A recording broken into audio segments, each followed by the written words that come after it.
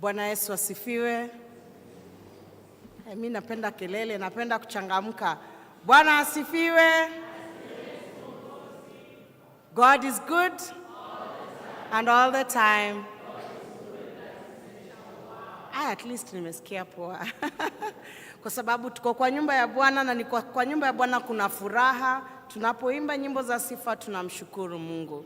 Kwa wale wengi hatujafahamiana, kwa majina ni Joyce Obui Orao. Obui akiwa nimelelewa hapa, baba yangu alikuwa hapa akifanya kazi, akihudumu kama Vicar's Warden na pia lay reader. Kwa hivyo mimi ni mzaliwa wa hapa na nimekaa hapa na nimelelewa hapa. Nimelelewa kwa Sunday school na nikalelewa pia kwa kwaya, na nilifurahi sana kuona marafiki zangu. Moyo wangu umefurahi sana kurudi nyumbani. Mnanikaribisha? Nasikia nikiwa nimeheshimika kusimama mbele yenu, sio kwamba ninafaa, bali ni kwa neema ya Mwenyezi Mungu. Nikiwa nimesimama na hudumu, kwanza kabla niseme mahali na hudumu, nimebarikiwa. Siku hizi nasikia tunasema na mume mmoja. Nimebarikiwa na mzee Mr. Orao. Hakuweza kuja kuwa nasi kwa sababu ya hizo ibada nilikuwa nazo kuanzia asubuhi kwa sababu ya kiafya, na tuzidi kumwombea. Mungu ametenda na nazidi kumponya. Kwa hivyo sikuweza kuja naye, lakini kwa wakati tutakuwa tukija pamoja. Na pia niseme vizuri, ninahudumu katika kanisa ya Lavington United Church, kanisa iliyopatanishwa na makanisa matatu ya Kianglikana, PCA na Methodist. Kwa hivyo tunahudumu huko, nami nahudumu nikiwa mchungaji wa watoto. Ninapenda sana watoto na vijana, na kwa hivyo nashukuru Mungu kwa nafasi hiyo, kunipa fursa hiyo ya kuhudumia watoto. Nikiwa hapa pia ni vizuri niseme familia yangu wengine wanaabudu hapa, na nimeona dada yangu mmoja. Naomba our last born asimame tu. Mary, naomba usimame. Asante, that's my lovely sister. Na sijui kama mwingine yuko, na my niece Ruth ndio yule huko, ni Asha. Kwa hivyo mizizi ya Obui inaendelea na inatuambatanisha na neno tunalosoma leo, kuzaa matunda. Kwa hivyo nashukuru Mungu kutupa fursa hii na kunipa nafasi hii kuabudu nanyi, na nitaomba tu kwa huo wakati tunaponenewa. Tumesomewa kitabu cha Mwanzo, Zaburi na Yohana sura 15, na nitaomba katika hiyo hali unapoangalia neno hilo limeambatana na limeshikana kutuhubiria. Lakini kwa leo mtaniruhusu niongee kuhusu, kwa sababu ya John 15, hapo ndipo nitatoa neno letu la leo. Na katika hiyo heshima nataka kushukuru wa mama. Mothering Sunday. Bwana asifiwe wa mama. Hata sijaona hizo smile. Wa mama ni wa maana. Kwa hivyo Bwana asifiwe wa mama. Mungu ametutenda wema, akaona siku hii tuwe kwa ibada hii, na akaona tunafaa. Kwa hivyo usijiangalie nyuma uone kwamba haufai. Nimeona hizo smile. Tunafaa mbele za Bwana, si ndio? Na katika hiyo hali message yetu ya leo ni kuzaa matunda mema na kuzaa matunda. Na tunapokuwa tunasomewa, nitaomba wa IT ataniekea hiyo John 15. Tukiendelea mstari wa 3 kwa Kiswahili, nitaomba uniekee mstari wa 3 ndiposa tuende pamoja, ndiposa tuelewe. Na inasema, naomba tuseme tu sisi zote, ninyi mmekwisha kuwa safi kwa sababu ya lile neno nililowaambia. Nilipofika hapo, nilipokuwa naandaa neno la leo, nilisikia nikiwa nimefurahi sana, kwa sababu ni neno huwa ninapenda John 15 kila wakati. Lakini nilipofika hapo ni kama neno lilikuwa jambo geni tena kwangu, na ndio uzuri wa kusoma neno, kwa sababu kila siku Mungu anazidi kujidhihirisha na kujifunua ndani yetu tumuelewe zaidi. Na nilipofika hapo nikasikia nimetulia. Sijui kama nyinyi mmesikia kama mimi kusikia mko wasafi. Kuna mchafu kweli? Kwa Yesu tuko na raha, kwa sababu sisi ni wana wake. Alivyokuwa naongea na wafuasi wake, hata nasi neno hilo linatuhubiria kujua kwamba tuko wasafi kwa Mungu. Na tunakuwa wasafi kivipi? Tunaitika kwa neno lake, tunakubali kufuata njia yake. Na ndiposa kwa wamama wengine wakasema hapana, mimi sitakuwa tu kwa wamama wengine, nitapiga hatua niwe kwa Mothers Union. Na katika hiyo hali ya kupiga hatua ndiposa tunaona haya mavazi mazuri tumebarikiwa nayo kama women, kama Mothers Union. Na katika hizo baraka nataka niwaulize swali.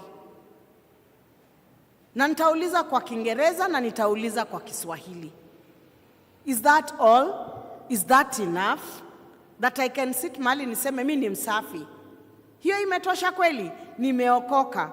Kwa mama mmoja atasema niliokoka miaka ya 1950, 1980. Sio kwamba ni vibaya. Lakini nataka tujiulize, kwa hiyo miaka Mungu alikubariki. Kwa hiyo miaka Mungu amenibariki. Sio kwamba tu tukikaa mahali hata kwa ushirika tunasema mimi niliokoka ile miaka ya kitambo. Sio kwamba ni vibaya, lakini swali, hiyo peke yake inatosha? Hapana. Mungu anataka katika njia yetu ya Ukristo na maisha tunayoishi tuendelee kupiga hatua moja hadi nyingine. Na kwa sababu niko na historia ya hii kanisa, nitatumia dada yangu mmoja Achieng. Na nimeona akina Eric, choir master, si ndio? Na nimejua, kwa hivyo Eric tulitembea naye miaka mingi tukiimba. Ndugu yake yuko hapa. Kuna ndugu yake mwingine alikuwa kwa ibada ingine. Kwa hivyo hapo kwa hiyo mti kuna mazao kwa hiyo familia. Na leo nataka kudunga kidogo. Kwa hao ndugu zangu, Eric uko hapo. Unataka hiyo mazao iishe na wewe? Kwa hivyo vile mko hapa, ndugu zangu nimeona watatu, tunaomba miaka ijayo kwa hiyo familia itaendelea kufanya nini? Kupanuka. Na hiyo ndio kuzaa matunda. Kuna wimbo mwimbaji aliimba, nizae matunda kwa majira yote, nisinyauke, nitendalo lifanikiwe. Bwana asifiwe. Nataka kanisa ichangamke. Bwana asifiwe. Yes, nizae matunda kwa majira yote, nisinyauke, nitendalo lifanikiwe. Uzao wako, generation yako unataka iwe aje? Unataka generation yako iendelee kunawiri. Hiyo ndio utajiri tulio nao. Miaka tulioishi hapa, tukikaa huku Kaloleni, tukikaa Makongeni, miaka mingi, tulikuwa tuna familia unapata wako 15. Mama mmoja amebarikiwa watoto. Sio ni uzao wake na ni baraka? Na katika hiyo uzao wa 15 anabarikiwa wajukuu wangapi? Anabarikiwa vitukuu wangapi? Sio ni furaha? Na hiyo ndio utajiri wake. Kwa hivyo hata wewe una utajiri. Kwa uzao wako una utajiri. Na usiwe tu basi umezaa umebarikiwa watoto peke yake. Basi hao watoto wamjue Mungu na wamtukuze Mungu siku zote. Na kwa watoto 15 wanapomjua Mungu, wajukuu wangapi wanazaliwa kwa hiyo boma watakao pia fuata hiyo njia? Vitukuu wangapi? Kwa hivyo generation yako itakuwa imebarikiwa. Kwa kweli mimi sikuwahi fikiria siku moja ningesimama hapa, kwa sababu mara mingi nilikuwa mshirika. Lakini kwa uzao wa huo mzee na kwa uzao wa mama yake, Mungu anaendelea kufanya nini? Kuwabariki. Nami naomba hata kwa uzao wangu uitwe mbarikiwa. Na tutabarikiwa aje, wapendwa, if we are not connected with God? Na ndiposa anasema naomba uniwekee mstari wa 4. Nasikia nikiwa nimefurahi sana kwa Mungu. Mstari wa 4, John 15 verse 4, please. Ndiposa tuende pamoja.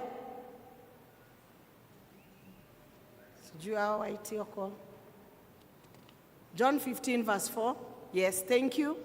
Kaeni ndani yangu nami ndani yenu.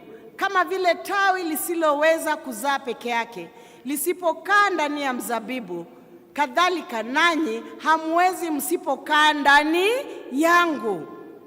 Nimesema kwa ibada hiyo ya 9:30. Siku hizi tumekuwa watu wa gadgets.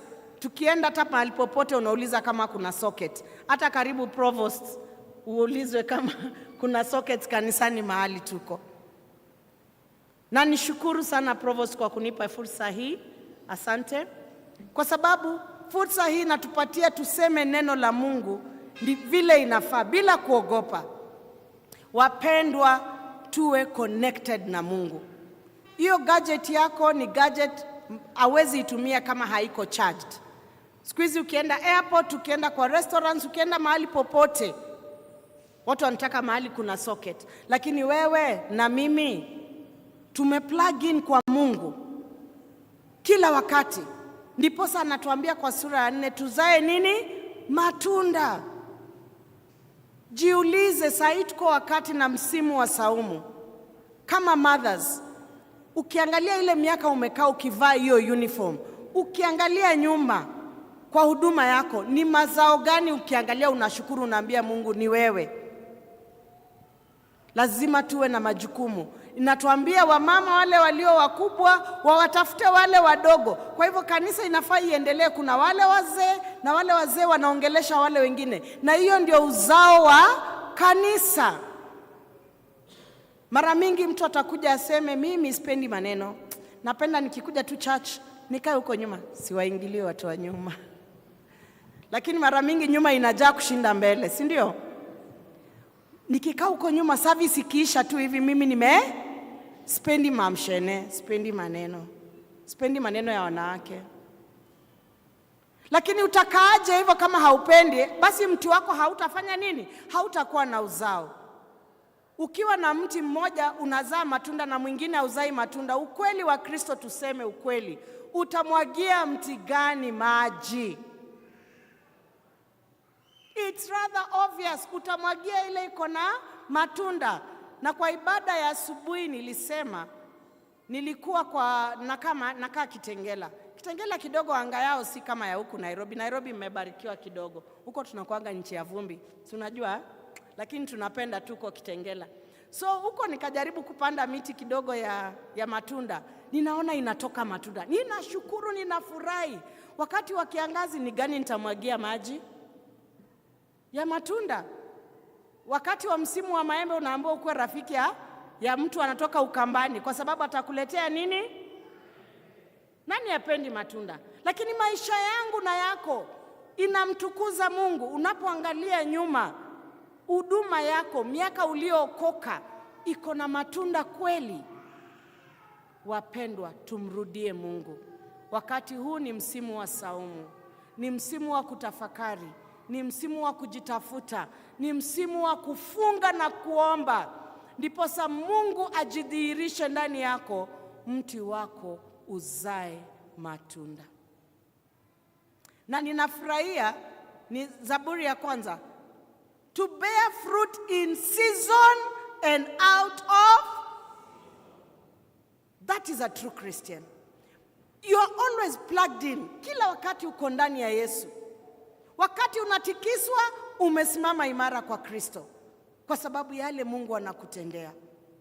Sijui ninaongea na mmoja yule amekuja akiwa amebebwa na mizigo. Anaona Mungu hampendi. Mungu wa Joyce ndio Mungu wa Provost, ndio Mungu wa Reverend Damaris, ndio Mungu wa Reverend Wilson, ndio Mungu wako. Sio kwamba ni tofauti. Na nikiongea kidogo juu ya Reverend Damaris, tulisoma pamoja na St. Paul's University. Kwa hivyo yeye ndiye anaweza leta picha tuligraduate. Unajua siku hizi kuna za ukweli na kuna za. Sasa huyu anaweza sema tulisoma pamoja na tuligraduate pamoja. Na kwa umri wangu ukiangalia na Reverend Damaris uko tofauti. Na kila wakati mara mingi akiwa na jambo ataniuliza, Rev, hapa tupite aje? Kwa hivyo mimi kama dada yake mkubwa lazima nijue, nikuwe na wisdom ya kumguide kwa njia ile itamtukuza Mungu.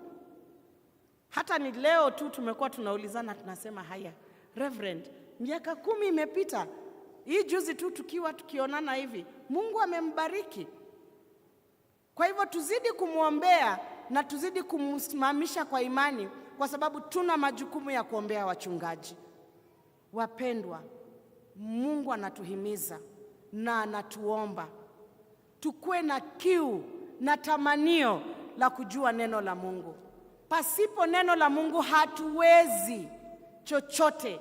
Wisdom Proverbs inasema wisdom inatoka kwa Mungu. Peke yako hauwezi, peke yangu siwezi. Nitaomba tena utuwekee mstari wa 7 tunapofika mwisho.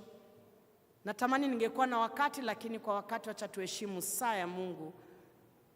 Mstari wa 7 na wa mwisho naomba utuwekee, ndiposa tuende pamoja. John 15 verse 7 tumalize.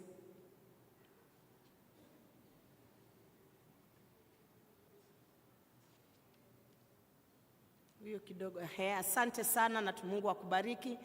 Inasema, ninyi mkikaa ndani yangu na maneno yangu yakikaa ndani yenu, ombeni lolote mtakalo, nanyi mtatendewa. Bwana Yesu asifiwe. Lolote, whatever you ask God. Maombi yangu si yako na si ya mwingine, lakini huyu Mungu anasikia maombi. Huyu Mungu anajibu maombi. Tumekuwa hapa, Provost ameomba list ijae. Kanisa hii ni yetu sisi sote. Kwa hivyo tusiogope na tusiseme mwingine alileta hii, kwa hivyo anafaa mbele. Anasema tuombe lolote tutakalo na atatutimizia. Kama kanisa mna matamanio ya kumaliza hiyo, mfikishe tamati ya 21 million. Huyu Mungu wetu, wacha niseme kwa Kiingereza, he is able to do immeasurably more than you can ask and imagine as a church. He is the God of overflow. Hallelujah. You serve a God of overflow. Hata hiyo kama kanisa Provost, mtapata over and above than what you can ask or imagine. Msifadhaike, mtumainieni Mungu. Lakini lazima mkae ndani yake. Na nitamalizia, nitaomba utufungulie John 1. Wacha nisome kwa Kiingereza, hata anapotuwekea kwa Kiswahili. Sijui kwa nini tumezoea saa zingine. Inasema, in the beginning was the Word, and the Word was with God, and the Word was God. He was with God in the beginning. Hatuwezi bila kufuata neno la Mungu. Wapendwa, tupende kusoma neno la Mungu kila siku, kila wakati. Your life will never be the same again. Naomba tutoke hapa na neno moja, the Word of God. The Word. Hiyo ndio utajiri wako. Unapoomba the Word, the Word, the Word of God is powerful and effective. Na utazaa matunda, watu wataishi wakishangaa. Mungu awabariki kama cathedral, mzae matunda. Na Mungu awabariki, kikombe chenyu kifurike. Tuamini na tuombe.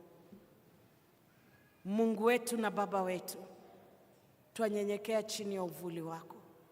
Baba, tunaomba kama wana wako tuzae matunda. Tukae ndani yako nawe ukae ndani yetu.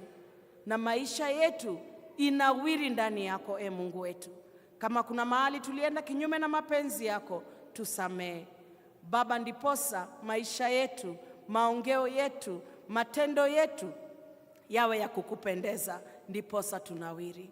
Kama kuna mshirika mmoja anataka kujipeana akujue zaidi, Mungu wetu, mkaribishe hekaluni mwako na azae matunda. Tumeomba hayo machache katika jina la Baba, la Mwana na la Roho Mtakatifu. Amen.